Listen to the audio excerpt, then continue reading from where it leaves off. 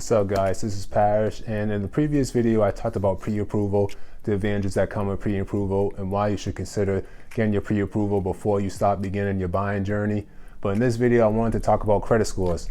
Credit scores was highlighted in the previous video on pre-approval, but I wanted to talk more, have a more in-depth approach on credit score, let you know exactly what the credit score is, what things can affect your credit score, and hopefully after this video you'll have a better understanding on credit scores that could further assist you along your buying journey. So just stay tuned and we'll get right to it.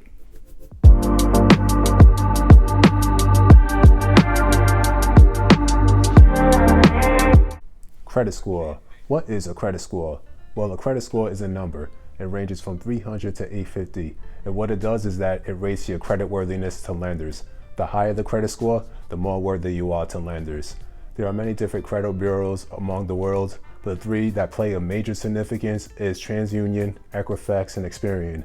And what they do is they collect this information about you, they collect all of it, and then they analyze it, and then they give you a score, which is often called a FICO score, which was adopted from the Fair ISIC Corp, and now they translated it into the FICO score, so it's now called the FICO score, and that's the one you should pay special attention to. So when you're looking at your credit score and you're trying to figure out what it is and what's the main bureaus that do it, it's going to be TransUnion, Equifax, and Experian. Now the credit score ranges. Credit score range from 650 and above is considered fair. Credit score 700 and above is considered good, and the credit score 750 and above is considered excellent. So when you're looking at your credit score on the report and you're trying to figure out what does it look like, what does it range from, and is it good, fair, or excellent? Well, now that you know that 650 and above is considered fair, 700 and above is considered good, and 750 and above is considered excellent. So hopefully this helps you out a little bit when you're trying to figure out what your credit score is and if it falls into one of those ranges. Now I'm going to talk about the primary factors that can affect your credit score. The first one being payment history. If you're not paying your credit score on time and you're not doing what you're supposed to do, then that's going to affect your credit score. It's going to go down. But if you make your payments on time and you make sure you're doing it before the due date of your credit card bill or any other types of credit you do, then you're going to make sure, then your credit score is going to be much better. It's going to be much higher than it's going to be. It's going to be something that's not going to affect your credit score. So that's one thing you want to pay special attention to. You want to pay attention to the payment history and making sure you're doing all your on-time payments. The next primary factor that can affect your credit score is how much you owe. You probably heard the common word debt to income ratio. Well, if you have too much debt and you're not able to make enough income to pay it all off, that can affect your credit score, because now you're having too much debt and it's factoring into your amount how much you make and how much you could pay off. So that will affect your credit score. The higher amount you owe people, the more likely your credit score is going to go down. So you want to make sure that you're owing just enough that you can pay it off with your income, but you're not owing back too much. So how much you owe people, how much debt you have, that plays a big factor into your credit score, and that can affect your credit score. So just something to consider when you're looking at your credit score. Ask yourself, how much debt do I have, and do I have too much debt, and should I try to pay this off to improve my credit score before I do that pre-approval? Now, another primary factor that can affect your credit score is your length of credit history. Your length of credit history is determined by how much open accounts you have, open credit accounts that you have. So the longer you have of open credit accounts, the much more increase your credit score will be. The lesser amount of time you have of open credit accounts, the shorter amount of time it will be.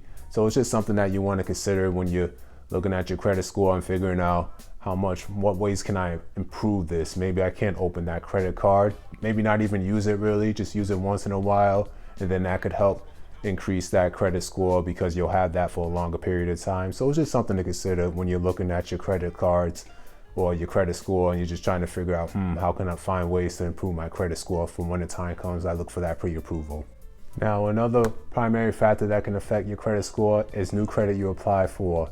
When you apply for credit, it can affect your credit score, but there are exceptions such as mortgage, auto loans, and student loans. When you apply for those, they won't affect your credit score. But when you're applying to different credit cards and just doing so many different things in such a short period of time, that can affect your credit score. But let's say you're applying for different mortgages, you're trying to see which ones is the right ones for you, how many you apply to within a short amount of time. Let's say you do it between 14 days and 45 days. Well, if you're doing it for mortgages, then it won't really affect your credit score as much. But if you're doing it for credit cards and things like that, it can affect your credit score. So just consider what you're doing when you begin that process of looking for a home. Ask yourself, do I need to really apply for so many credit cards because that could affect my pre-approval odds, because then that could lower my credit score? Or should I just hold off and just apply to many mortgages that I can within a short amount of time so my credit score doesn't get affected? Just some things to look at when you're in your process. Now the last primary factor that can affect your credit score, which would be different types of credit you use. Doesn't mean that it's necessary to have different types of credit. You may not be ready to tackle on all these different types of credit, and that's okay. It's just something to consider when you're trying to figure out ways to increase your credit score. There's different types of credits that's out there, such as installment and revolving debt. And it's just things to consider when you're on your process of trying to get that pre-approval and you're trying to figure out ways that you can increase your credit score and things like that. Now that I talked about the primary factors that could affect your credit score, I just want to talk about the percentages for each one. So when you're looking at your credit report and you're trying to figure out which one you should tackle in order to strengthen your credit score, you'll have a better idea on what you should do. So the first one, payment history, is 35%. When you're looking at how much you owe, that's going to be 30%. The length of credit history is going to be 15%. The credit you apply for is going to be worth 10%. And the different types of credit you use is going to be 10%. So when you're looking at your credit score, now you have a better idea on what you should tackle, how to improve it, and which one carries the most weight. So hopefully this gives you a better understanding on credit scores and how to improve them. Thanks guys for listening. I hope this video gives you a little bit better understanding on credit scores, what they are, what things carry the most weight, what things can affect your credit score, and you have a better understanding now on what you should do when you're going for that pre-approval. So just stay tuned for the next video. It's going to be another video. I'm going to just try to keep giving you guys informative information and just try to help you guys along your way to buying a property. So stay tuned for the next one. All right, you guys, peace.